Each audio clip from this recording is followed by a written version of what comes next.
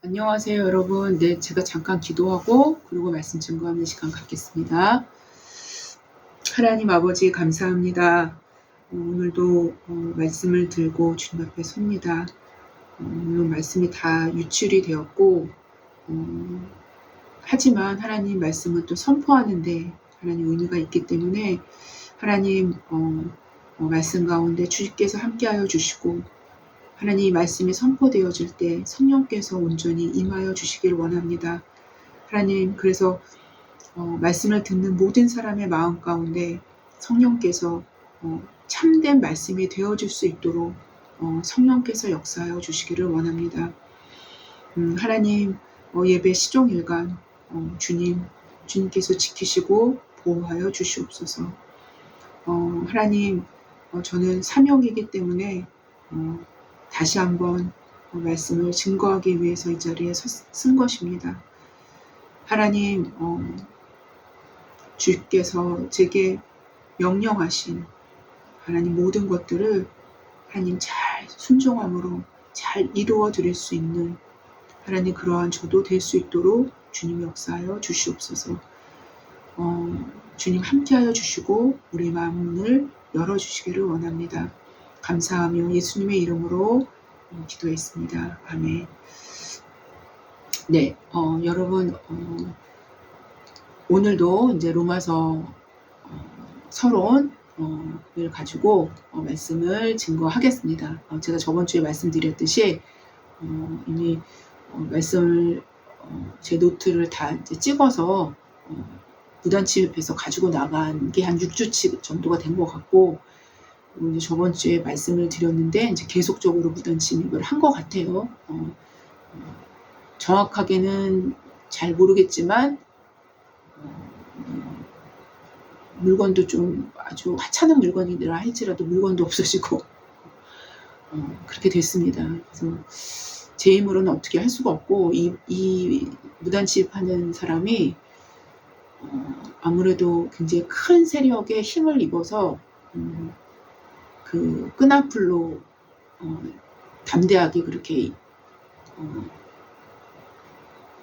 무단침입을 하는 것 같아요. 그래서 이제 정치적인 세력과 이렇게 종교적인 세력의 등을 그 힘을 입고 그렇게 무단침입을 계속 반복적으로 하는 것 같습니다. 그래서 여러분 기도 부탁드릴게요. 네.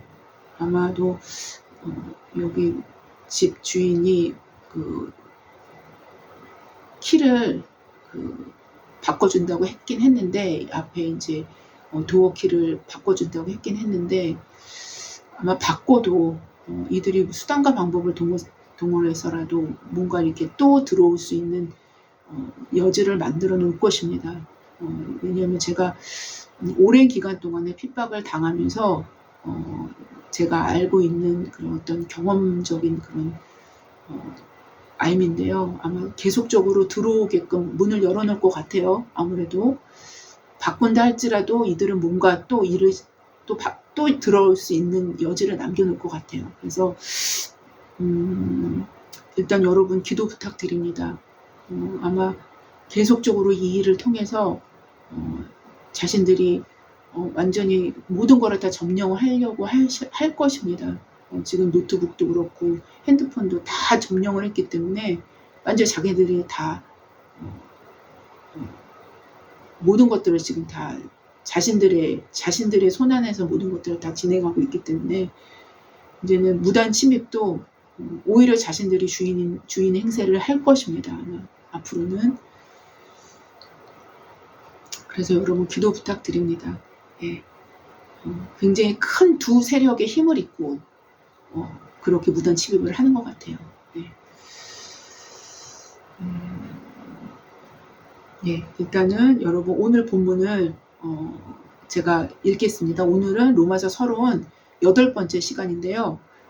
사도 바울이 로마서 서론 부분에서 주제를 한번 언급을 하고 들어갔죠. 그래서 오늘은 이 주제에 대한 부분을 시작하는 시간입니다. 그래서 로마서 서론이고 주제 첫 번째 시간을 갖겠습니다. 그래서 로마서 1장 16절을 본문으로 삼았습니다. 네, 그래서 제가 로마서 1장 16절을 한번 읽어보겠습니다. 내가 복음을 부끄러워하지 아니하노니 이 복음은 모든 믿는 자에게 구원을 주시는 하나님의 능력이 됨이라. 먼저는 유대인에게요 그리고 헬라인에게로다 라는 말씀입니다. 여러분 너무나 잘 아시는 말씀이죠. 멕시코에 있는 쿠이텍 인디언 쿠이케텍 인디언과 체레타 인디언이라는 그 인디언들이 족속들이 되게 많죠, 그렇죠? 네, 그래서 인디언의 그 방언에는 그 사람들의 말에는 믿는다라는 말과 순종한다라는 말이 구분이 되지 않는다고 합니다. 이 말이 이제 동일한 말로 쓰이는 거죠. 그러니까 용어가 하나라는 거죠. 믿는다라는 말과 순종한다는 말이 용어가 한 용어로 되어 있다는 것입니다. 네. 그래서 한 단어에 두 가지 의미가 모두 이제 포함되어 있다는 것이죠. 네. 그래서 이 같은 사실을 안 초기 선교사들은 미기한 인종의 언어라서 그 언어 분화가 아직 덜 되어 있기 때문에 이렇게 분화가 아직 덜 되어 있다라고 이제 생각을 한 거예요. 그래서 불완전한 언어라고만 이제 생각을 한 것입니다. 네. 그러나 그 도리어 인디언들은 원주민들은 두 단어를 구별하려는 그 문명인들을 아주 이상스럽게 생각했다는 것입니다. 네. 사실 그들의 언어의 불완전성은 어떤 의미에서는 문명인들에게 깊은 생각을 자아내게 할 수 있는 것이었습니다. 그들은 이 두 말이 반드시 하나가 되어야 된다라는 것을 주장하기 시작한 것입니다. 그들은 믿으면 순종하게 되지 않겠습니까? 순종한다는 것은 곧 믿음을 나타낸다는 것이 아닙니까? 라고 오히려 문명인들한테 반론을 제기한 것입니다. 네. 여러분은 어떻게 생각을 하십니까? 오히려 문명인들이 분리하지 말아야 할 개념을 분리해내었다라는 생각을 하게 되진 않습니까? 사실상 원주민들이 문명인들보다 더 진리에 근접해 있다고 볼 수도 있지 않겠습니까, 여러분? 저는 어쩌면 문명인들보다 더 다이렉트로 진리에 접근할 수 있는 아주 중요한 요소를 인디언들은 갖고 있다고 생각을 합니다. 네. 하나님께 순종하지도 않으면서 자신들은 하나님에 대한 굳건한 믿음만큼은 갖고 있다고 생각하는 요즘 크리스찬들은 그래요. 네. 물론 다는 아니지만요. 네. 갖고 있다고 생각하는 문명 속의 종교인들보다는 뭔가는 이들에게는 걸림돌이 없어요. 그래서 진리에 더 빠르게 진입할 수 있다는 것입니다. 적어도 원주민들은 문명인들이 빠져있는 종교적인 자기분열증엔 걸려져 있지 않다는 것입니다. 사실상 자기분열증은 자기중심적인 패러다임에 아주 이상스럽고 궁색한 자기 변호일 뿐이라는 것이죠. 자기 중심성을 버리지 못했기 때문에 병적인 현상이 일어나는 결과물이 바로 자기 분열증이에요. 믿음은 자기 중심성 안에서는 그 본질적인 의미를 사실상은 잃어버립니다. 믿음은 그 본질상 관계 의미입니다. 관계 용어예요. 여러분 그렇지 않아요? 기독교적인 거를 배제하고 일반 상식적인 걸로도 생각해도 그렇습니다. 또한 믿음은 모든 관계가 바르고 정상적으로 돌아가게 만드는 가장 원천적인 내적 작용입니다. 여러분 이 사회에 기본적인 믿음이 없다면요, 이 사회는 다 무너져요. 사회가 지탕할 수가 없습니다. 자기 중심성이 극에 달해 있는 현대 시대에는 따라서 믿음조차도 자기 중심적인 범주내로 끌어들여서 자신을 위한 힘으로 활용하게 된 것입니다.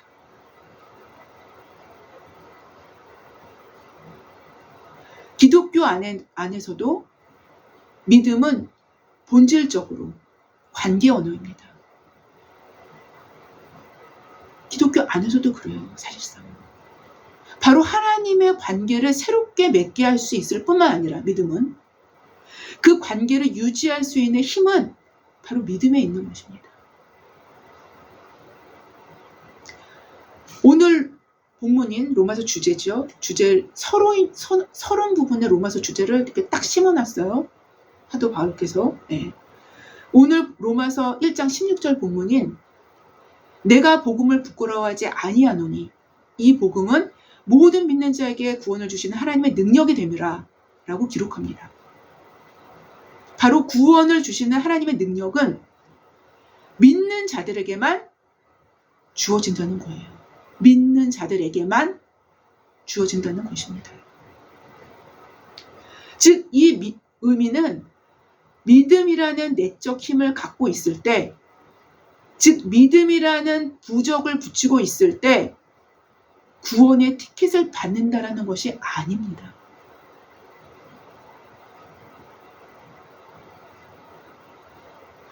단순히 동전을 집어넣으면 커피 한 잔에 나오는 커피 머신이 아니라는 소리예요.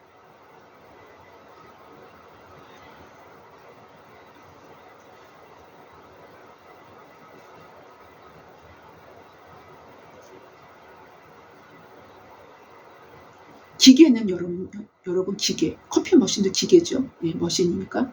기계는 관계성이 필요 없어요. 기계는 인격적이지 않기 때문이에요. 유용함만이 필요한 것이 기계입니다.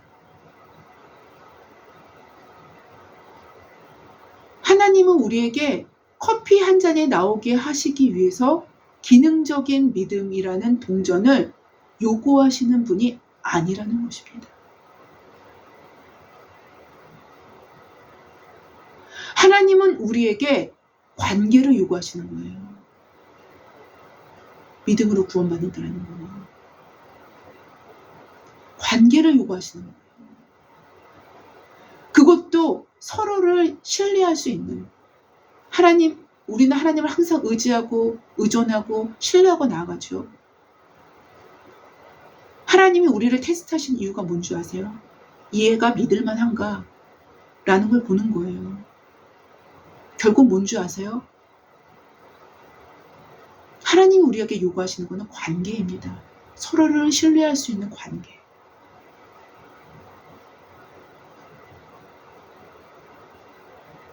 바로 견고와 믿음의 관계를 요구하시는 거예요. 바로 이런 의미에서 아들을, 예수 그리스도를 믿는 자에게, 즉 예수님과의 믿음의 관계를 맺고 그 관계를 유지하는 자에게 구원을 주시는 하나님이심을 선포하는 것이 로마서인 거예요.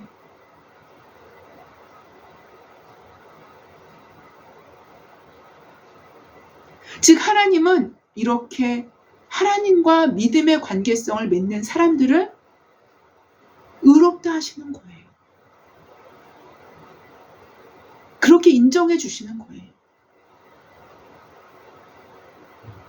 그래서 사실상 성경적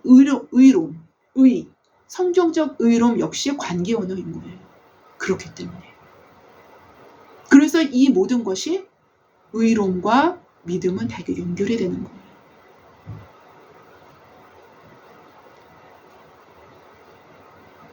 믿음은 그 특성상 지속성이 내재되어 있죠. 그렇죠? 지속성. 네. 지속성이 내재되어 있기 때문에 그 관계 맺음을 유지하기 위한 조건도 역시 믿음으로만 가능한 것입니다. 바로 성경적인 믿음은 마치 관계가 필요치 않는 기계적이고 기능적인 의미 안에서 믿음을 말하는 것이 절대로 아니라 인격 대 인격의 관계성을 통해서 관계성 안에서 믿음을 이해해야 한다는 것입니다.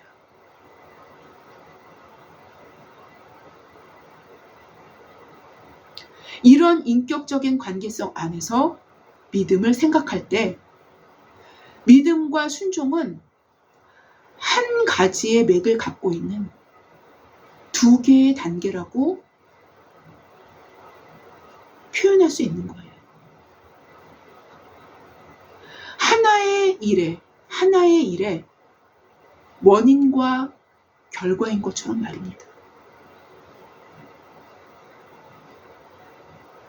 또한 믿음과 순종은 하나의 맥락을 갖고 있고 하나의 어떤 것에 대한 원인과 결과이기에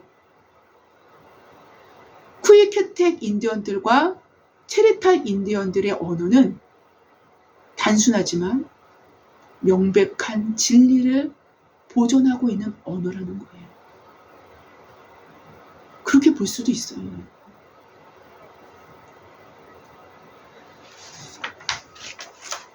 따라서 오늘 본문은 우리는 쿠이큐텍 인디언들과 체르탈 인디언들이 갖고 있는 믿음의 개념으로 오늘 본문을 살펴봐야 할 것입니다.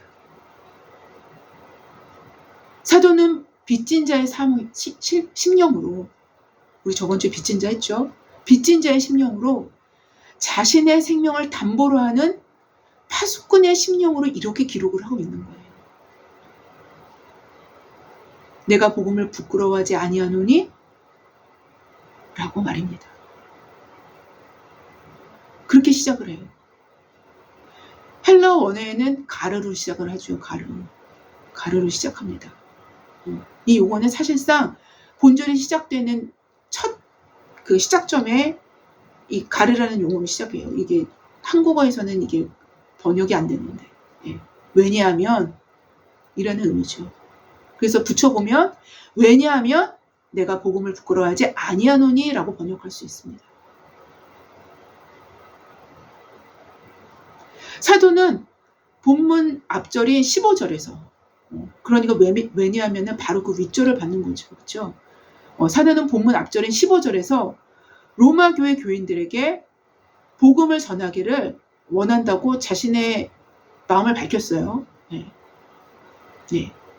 그것으로 보아서 이 당시 가장 지혜로운 자들이라는 자부심을 갖고 있는 로마인들에게 복음을 전하는 자로서 내가 복음을 부끄러워하지 아니하노니 로마인들에게 로마인인 너희들에게 내가 지금 복음을 전할 텐데 그 복음을 부끄러워하지 아니한다, 이런 의미를 갖고 있는 거죠. 그렇죠?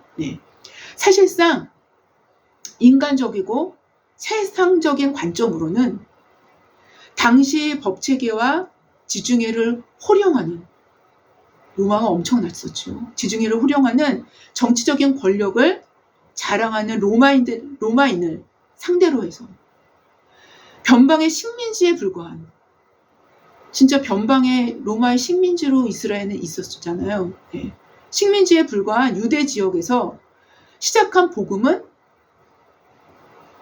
상대적으로 굉장히 보잘것없고 비천해 보일 수 있었다는 것이죠. 그러나 사도가 고린도 교인들에게 밝혔듯이 하나님께서는 세상에 미련한 것들을 택하사 지혜 있는 자들을 부끄럽게 하려 하시고 세상에 약한 것들을 택하사 강한 것들을 부끄럽게 하려 하시며 하나님께서는 세상에 천한 것들과 멸시받는 것들과 없는 것들을 택하사 있는 것들을 폐하려 하시나니 이는 아무 육체도 하나님 앞에 자랑하지 못하게 하려 하시니라 라고 고린도 1장 26절에서 29절에 말씀하고 있는 것을 우리는 기억을 합니다. 바로 사도 자신이 복음을 부끄러워하지 않는 이유를 고린도전서 1장에서 이미 밝히고 있었어요. 밝히고 있습니다. 아니 오히려 진리의 현실을 안다면 그들이 부끄러워해야 할 것이라는 아주 담대함을 갖고 확신을 갖고 사도는 다음 문장을 기록하고 있는데요. 어떤 문장이냐면 바로 이어지는 문장의 시작에도 역시 가르로 시작을 해요. 왜냐하면으로 시작합니다. 이 복음은 모든 믿는 자에게 구원을 주시는 하나님의 능력이 됨이라 라고 말입니다. 모든 믿는 자에게 구원을 주시는 하나님의 능력이라는 거예요. 바로 믿음이. 하나님과의 관계를 갖고 있는 믿음이. 기능적인 믿음이 아니라. 예수님께서 믿음에 대해서 굉장히 많은 말씀을 하셨어요. 네? 그것도 모두 다 관계적인 믿음을 얘기하는 거예요. 즉 사도가 복음을 부끄러워하지 않는 또 하나의 이유를 설명하는데요. 모든 믿는 자에게 구원을 주시는 하나님의 능력이 바로 복음이기 때문인 것입니다. 이방인들, 유대인들, 이방인이든 유대인이든 모든 인류는 이 복음으로만 구원을 받을 수 있기 때문인 거예요. 그래서 사도는 이 복음을 부끄러워할 수조차 없는 거예요. 부끄러워할 이유가 없는 거예요. 왜? 그 대단한 로마인도 너희도 별 수 없어. 이 복음 아니면 구원 못 받아. 이겁니다.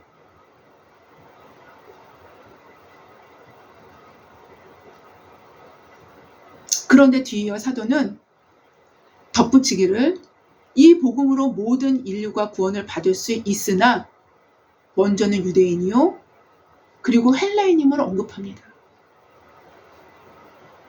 여기서 순서를 사도 바울이 이렇게 정한 거는 유대인은 하나님의 언약 백성으로 신약의 복음을 수혜하는 데에 있어서 논리적으로는 유대인이 먼저이기 때문인 거예요.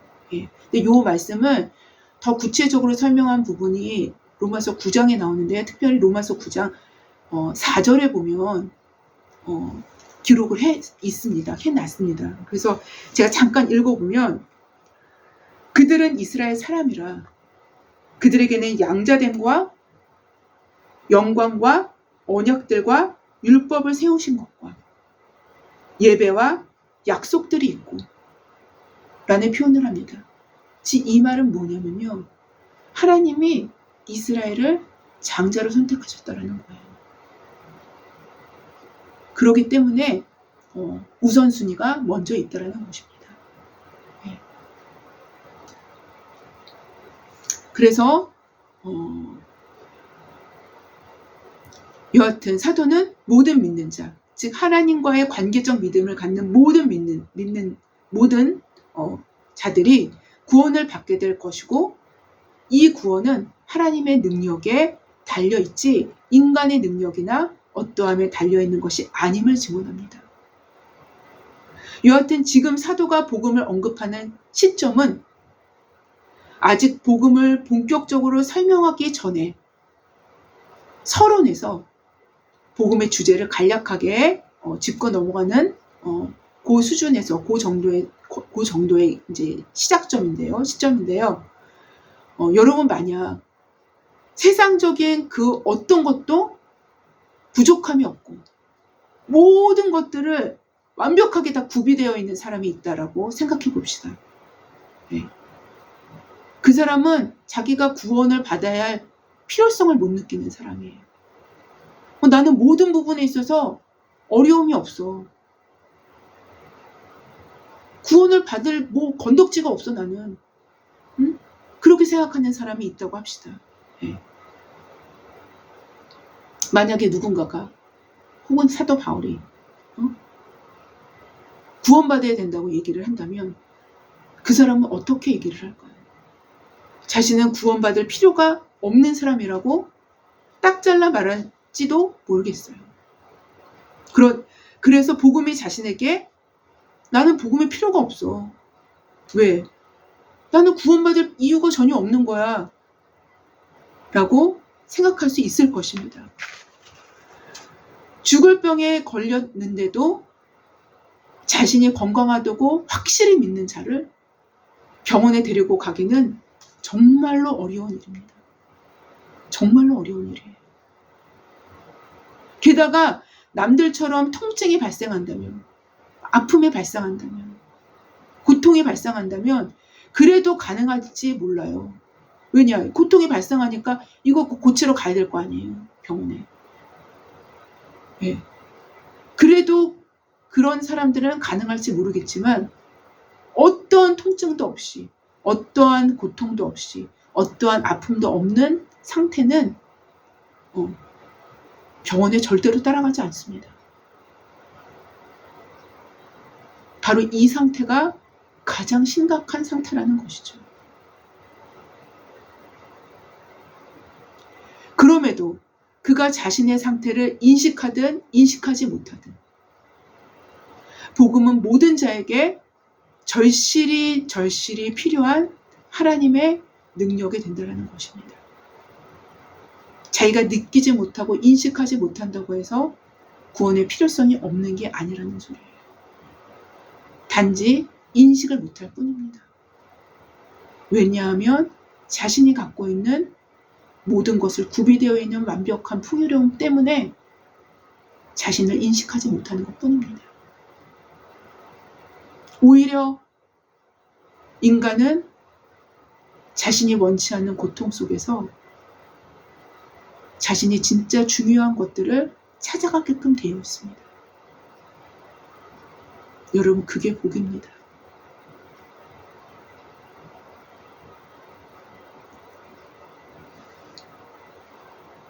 인식하지 못하는 자는 믿을 수도 없고, 믿을 수 없다면 구원받을 수 없는 것입니다.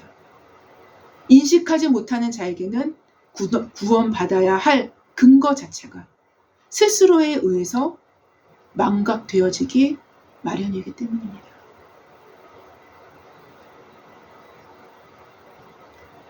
따라서 인간은 자신에 대한 진실이 자신에게 밝혀질 때예요. 자신에 대한 진실을 자신에게 밝혀지는 방법이 여러분들이 삶 가운데 나타나는 많은 어려움들이에요. 그것을 통해서 자신의 진실을 볼 수 있는 하나의 거울이 되는 겁니다.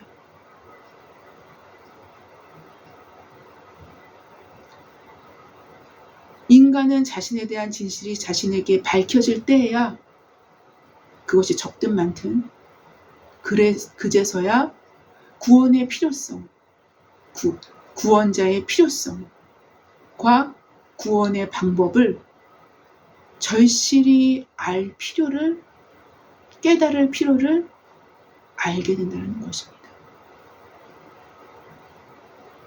자신을 왜곡하는 것은 구원자도 왜곡되게 받아들이고 구원의 방법론인 믿음도 왜곡되게 받아들일 수 있습니다.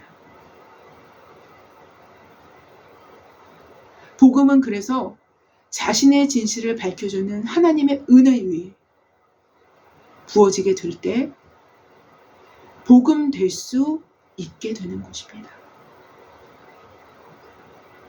즉 하나님의 은혜 위에 복음의 은혜가 그 진가를 발휘할 수 있게 되는 것입니다. 복음은 구원을 주시는 하나님의 능력이나 모든 믿는 자에게 국한됩니다. 여러분, 모든 믿는 자에게 국한돼요.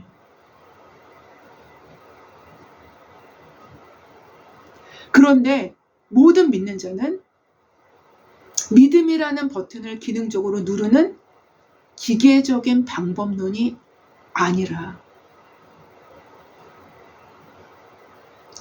하나님과의 관계적인 믿음을 인격적으로 계속적으로 맺어 나갈 때 그러한 믿음을 통해서 구원에 이르게 되는 것입니다.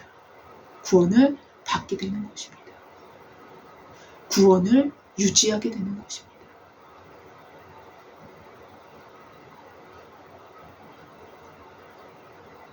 즉 구원의 방법론은 관계적 믿음으로 구원받는 것입니다.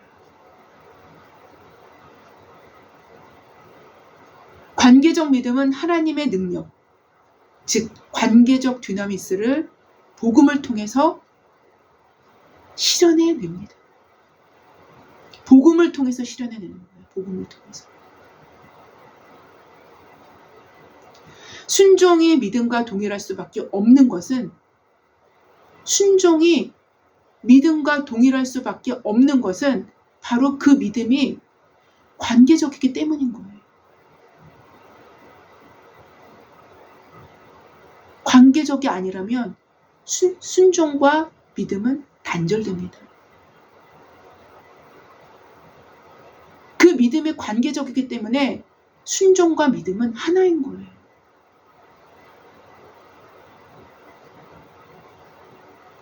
순종은 곧 관계적 믿음의 표현 방식임을 성경은 분명하게 제시합니다. 분명하게 얘기해요. 너무도 명백하게 얘기해요. 그가 믿음이 있음을 어떻게 표현해낼까? 그가 진짜 믿음이 있는 사람임을 어떻게 표현해낼까? 성경은 그가 순종할 때 자신의 믿음을 표현해낸다라고 말씀하십니다. 또 그 믿음을 입증해낸다라는 거예요. 그 속에 내부적으로 들어가 있는 그 믿음을 어떤 식으로 입증해내요? 순종을 통해서 입증해내는 거예요.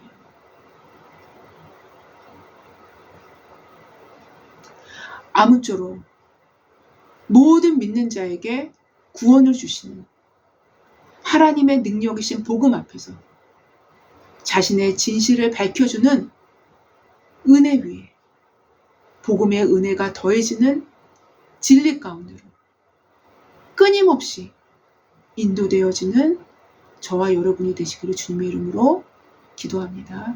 잠깐 기도하고 제가 마치겠습니다. 하나님 아버지 감사합니다. 오늘은 로마서의 주제 부분을 다루었습니다. 하나님 아버지, 우리에게 성경이 얘기하는, 로마서가 얘기하는 믿음이라는 그 믿음의 개념을 성경적으로 잡게 하여 주시옵소서. 자기가 만들어낸 믿음의 내용이 아니라, 자기가 만들어낸 믿음의 형태가 아니라 성경이 얘기하는 믿음의 형태를, 믿음의 내용을, 믿음의 특성을 우리에게 주시옵소서. 그래서 절대로 결단코 순종과 분리될 수 없다는 것들을 알게 하옵소서. 하나님 아버지, 그래서 하나님 한국교회가 또 하나님 온 세계의 교회가 하나님 개혁되어지고 그리고 큰 부흥으로 이어질 수 있는 하나님 그러한 이 한국이 되게 하여 주시옵소서. 하나님 우리를 불쌍히 여겨주시옵소서. 우리는 아무것도 아닙니다. 하나님 우리에겐 힘이 없습니다. 주님만이 모든 것들을 실행할 수 있는 권능이 주께로부터 나옵니다. 모든 것의 힘의 근원은 주께로부터 나옵니다. 그러나 너무나 감사할 수 있는 것은 우리가 하나님 그 관계적인 믿음을 바탕으로 주님께 간구할 때 우리의 간구를 응답하시고 그래서 개혁하게 하시는, 그래서 부흥케 하시는 그 하나님을 우리가 또한 다시 한번 믿기 때문입니다. 하나님 감사합니다. 오늘도 하나님 우리 자신의 믿음을 새롭게 만들어 주시고 우리 자신의 믿음을 점검할 수 있는 그러한 시간이 되게 하여 주시옵소서. 감사하며 예수님의 이름으로 기도했습니다. 아멘. 감사합니다.